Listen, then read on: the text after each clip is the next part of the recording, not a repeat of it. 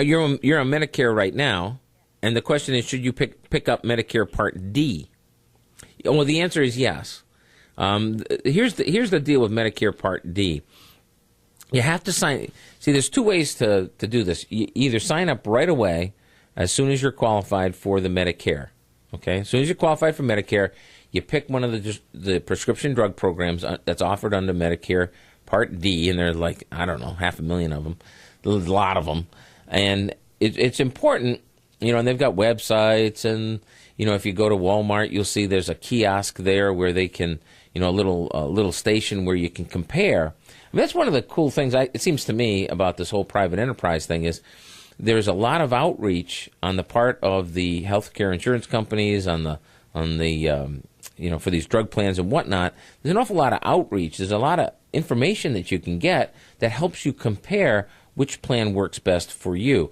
Like I say, I've seen them at Walmart. I've seen them at Myers. They're around. The information is out there. You just have to stop by and say, hey. But here's the thing. The plans are different. They have every drug plan has what they call a formulary. And the formulary is just a list of drugs that they will pay for. Okay? So you have to look at that and say, well, given my needs or my likely needs, right now I don't have any needs. But looking at that, which one of these drug plans is going to work best for me? For you, that's kind of a toughie. So what some of them have they'll have there's this donut hole where they pay a certain amount, then they don't pay at all, then they pay the whole thing.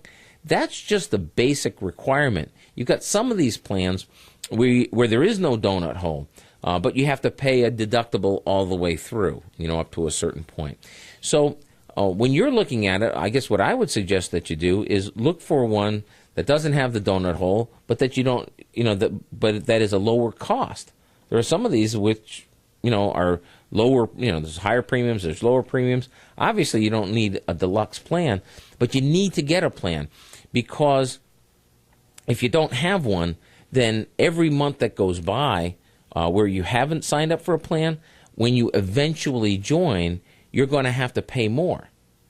You see, if it turns out that 2 years later you need 2 years after you're eligible, now you need some prescription drug, well, and you say, okay, well, now I'm going to join a plan. They say, fine, sign up, but your premiums are going to be higher based on the number of months that you were not in a plan.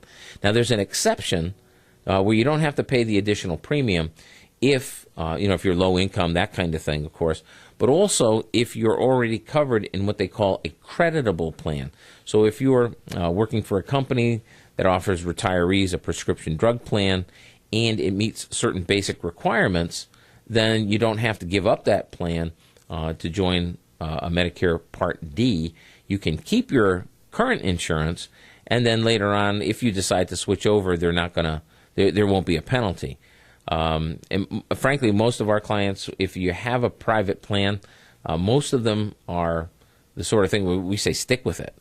Stick with the private plan. At this point, I think it would be a very, very good idea for you to pick up that Medicare Part D. If you don't, there's going to be a penalty later on.